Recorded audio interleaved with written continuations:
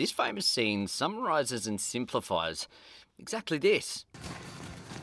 It happens. What, shit? Sometimes. And sometimes it does. But there's a few things you can do as a rider to minimise the chances of the proverbial from happening. Here are 5 actions you can be taking right now to help keep the shit at bay. Well, obviously you can't do it right now. You're watching this. And that's good. You should keep watching. And subscribe too. The red button to your right.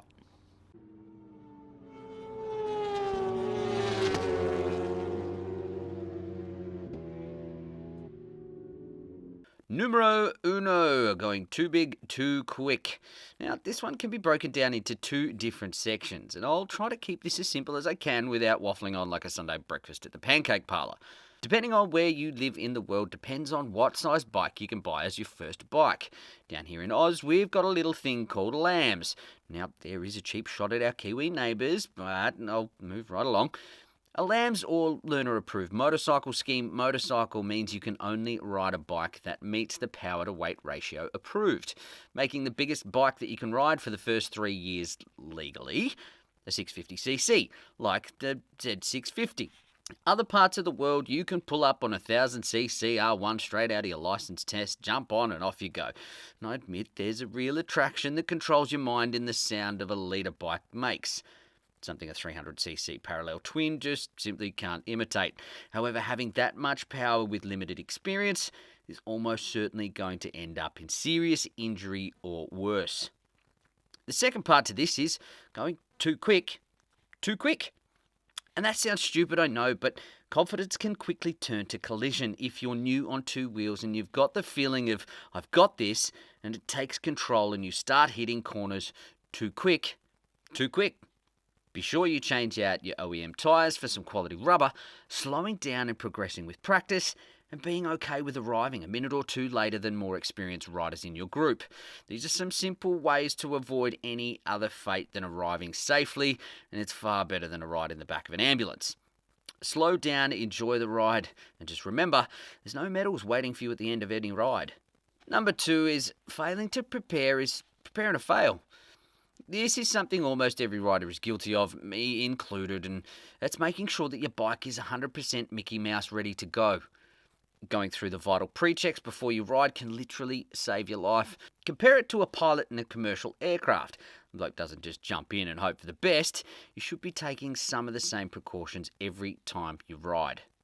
Number 3, riding in a driver's blind spot. Being a motorcycle rider, you automatically become a more observant driver in traffic. You're looking up the lanes for splitters, your head checks become more thorough, your mirror checks become more frequent, and you become more courteous to riders, giving them space when needed. On the flip side, drivers who have never been on a bike couldn't give a stuff and have little to no consideration for riders and what it's like riding in traffic. As a rider, you have to ride your ride, not only for yourself, but you have to ride as though you are invisible. You're riding like the person that's sitting in their heated leather-plated seats that's resistant to most sounds outside, being deafened by their deluxe Bose stereo controlled by a bigger screen than my PC, cannot see you at all. You're sitting in traffic and you're watching a rider sitting in a blind spot of a car or a truck. It's one of the most gut-wrenching things to witness. It's flaunting with danger that should be avoided at all costs. Get yourself into a position in your lane that best suits the condition and what the traffic is doing around you, and that leads us to the next point. Not being an active rider in your lane. Unlike a car, we have the ability to move across our lane to cater for what else is on the road with us.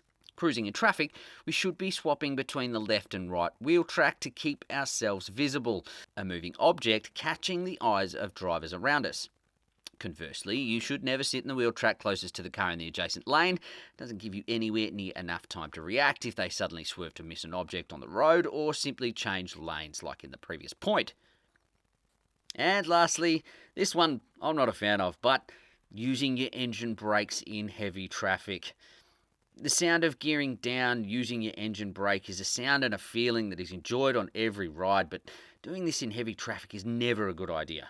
You need to let old mate overstimulated behind you know that you're braking, because you can bet your bottom dollar that he's probably not concentrating anywhere near as far ahead like you are. He's taking it all in, probably belting out some power ballad there, too afraid to try in front of any other human, and probably for good reason. But nevertheless, not letting the vehicle behind you know you're braking by illuminating your brake light is a surefire way to end up getting rear-ended.